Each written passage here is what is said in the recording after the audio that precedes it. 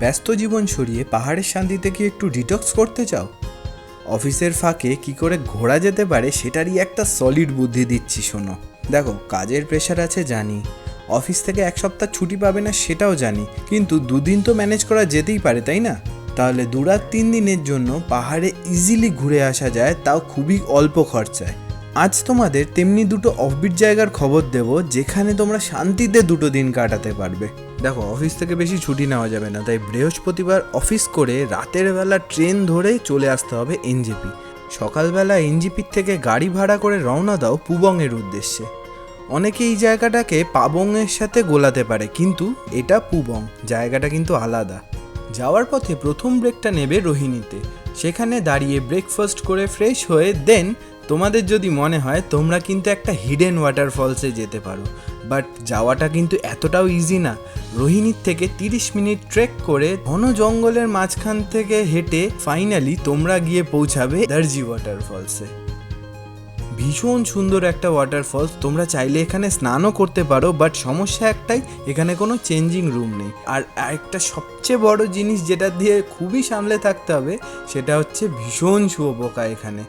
আর এত বড় বড় সাইজের শুঁয়োপোকা দেখলে ভয় পেয়ে যাবে সেরকম। তারপর এখান থেকে বেরিয়ে সিধে চলে যাও পুবংয়ে। পাহাড়ের মাঝে এক ছোট্ট গ্রাম, চারিদিকে পাহাড়, নীল আকাশ আর শান্তি, আর তার মাঝে এই সুন্দর ছোট্ট একটা হোমস্টে। সত্যি কথা, এলে আর যেতে ইচ্ছা করবে না। আজকে আর করার মতন তো কিছু নেই, তাই দুপুরবেলা লাঞ্চ করে একটুখানি হাঁটতে বেরিয়ে পড়ো।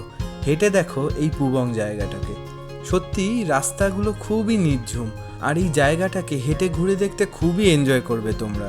সূর্য ডোবার সাথে সাথে তোমরা আরেকটা রূপ দেখতে পারবে পুবংয়ের।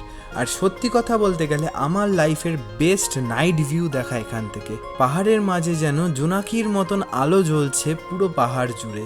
এই ভিউ দেখতে দেখতে চা খাও, পকোড়া খাও, দেন রাতের ডিনার করে শুয়ে পড়ো। সকাল হওয়ার সাথে সাথেই বেরিয়ে পড়তে হবে, কারণ পুবং কিন্তু এখানেই শেষ না। পুবংয়ে আছে আরেকটা হিডেন ওয়াটারফলস, যেটা পুরো বছর জল থাকে, তোমরা যে কোনো টাইমে গিয়ে এখানে এনজয় করতে পারো। এই রাস্তাটা নিজেই একটা সিনেমা, কখনো জঙ্গল, কখনো পাহাড়, কখনো জল চলে যাচ্ছে তোমার পাশ থেকে।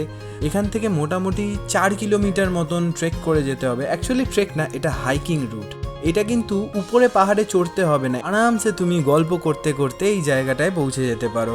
আর যখন পৌঁছাবে, এই সাংঘাতিক ঝর্ণার সাথে তোমাদের পরিচয় হবে। আমাদের এই হোমস্টের দাদাটা আমাদের এখানে এনেছেন, ইনিই বলছিলেন এই জায়গাটার নাম নাকি ইনটেক ওয়াটারফলস। যাই হোক, এটার এখনও অবধি কোনো গুগল ম্যাপসে ট্যাপসে কিছুই নেই, আমি তো তোমরা হয়তো এখান থেকে সেটা খুঁজেও পাবে না। তাই এখানে এই হোমস্টে এলে এই দাদাকে বললে এই দাদাই তোমাদেরকে এখানে নিয়ে আসবে। আর এরকম ঝর্ণা দেখতে দেখতে হাতে যদি একটা গরম চায়ের কাপ চলে আসে, আর কি চাই বলো। এখানে সময় কাটিয়ে তারপরে চলে আসো আবার হোমস্টেতে। এসে লাগেজ টাগেজ নিয়ে বেরিয়ে পড়ো বারামাংওয়ার উদ্দেশ্যে। যেতে যেতে তোমরা যদি ড্রাইভার দাদাকে বলে রাখো, তাহলে লামাহাটা ইকো পার্কটাও ঘুরে যেতে পারো। এই ইকো পার্কে আমি ফার্স্ট টাইম এসেছি। লামাহাটার কথা আমি এর আগেও শুনেছি, বাট এটা আমার ফার্স্ট টাইম। পাহাড়ের মাঝে একটা পার্ক মতন তৈরি করা আছে, যেখানে শুধু পাইন ফরেস্ট ভর্তি। আর এই পার্কটার উপরে একটা লেক আছে, যেখানে আমি যেতে পারিনি। একে তো আমাদের পৌঁছাতে সেখানে লেট হয়ে গেছিল পার্কটা বন্ধ হয়ে যাওয়ার সময়, আর ছবি তুলতে এতটাই ব্যস্ত হয়ে পড়েছিলাম যে আমাদের ওখানে যাওয়া হয়নি। তারপরে লামাহাটা ঘুরে বেরিয়ে পড়ো। ওখান থেকে বারামাংওয়ার ডিস্টেন্স বেশি না, 0.5 ঘন্টা থেকে 1 ঘন্টার মতন। আর বারামাংওয়াতে পৌঁছে এইটা হবে তোমাদের হোমস্টে। এই হোমস্টেটাতে আছে সুইমিং পুল, আর এই এক্সপিরিয়েন্সটা নেওয়ার জন্য এই জায়গাটাতে আমাদের আসা। হোমস্টেটার নাম হচ্ছে ডনবো ইন। মেন রোড থেকে এই যে রাস্তাটা নেমে যাচ্ছে, এখান থেকে তোমাদের হেঁটে যেতে হবে হোমস্টেটার দিকে। পাহাড়ের কোলে তৈরি ভীষণ সুন্দর একটা হোমস্টে। যখন আমরা প্রথম হোমস্টেটার ঘরে ঢুকলাম, তখন সত্যি আশ্চর্য হয়ে গেছিলাম। খাটের পাশে এরকম বড় বড় জানলা, আর জানলার থেকে এরকম সুন্দর পাহাড়ের ভিউ। সত্যি এই জায়গাটা অসাধারণ। লাগেজ টাগেজ রেখে আমরা চলে এলাম খেতে, কারণ অনেকটা লেট হয়ে গেছিল। তাই খাবার দেওয়ার সাথে সাথে খেতে বসে পড়েছি। আর পিছনে ঝমঝমিয়ে নেমেছে বৃষ্টি। যখন থেকে আমরা হোমস্টেতে ঢুকেছি তখন থেকে কারেন্ট অফ, আর এই কারেন্ট অফের মাঝখানেই আমরা সবাই বসে পড়েছি উনো খেলতে। আর তখনই সন্ধ্যেবেলার টিফিন চলে এসছে, চা আর পকোড়া। আর এই যে বলছিলাম কারেন্ট অফ, তাই ঘরে একটাই মাত্র ফ্যান চলছে আর একটা লাইট জ্বলছে, কিন্তু ঘর ভর্তি পোকা। কিছুক্ষণ পর রাতের খাবারের ডাক পড়লো। গিয়ে দেখলাম ঝাল ঝাল কষা মাংস, রুটি আর আলু ভাজা দিয়েছে। খেয়ে দিয়ে ঘুমিয়ে পড়লাম। পরের দিন সকালবেলা আবার উঠে চলে গেলাম খেতে লুচি আর তরকারি। কাল থেকে অনেকবার চেষ্টা করেছি পুলে নামবো, বাট কারেন্ট যেহেতু অফ ছিল তাই লাইট আর জ্বালাতে পারিনি, তাই পুলেও যেতে পারিনি।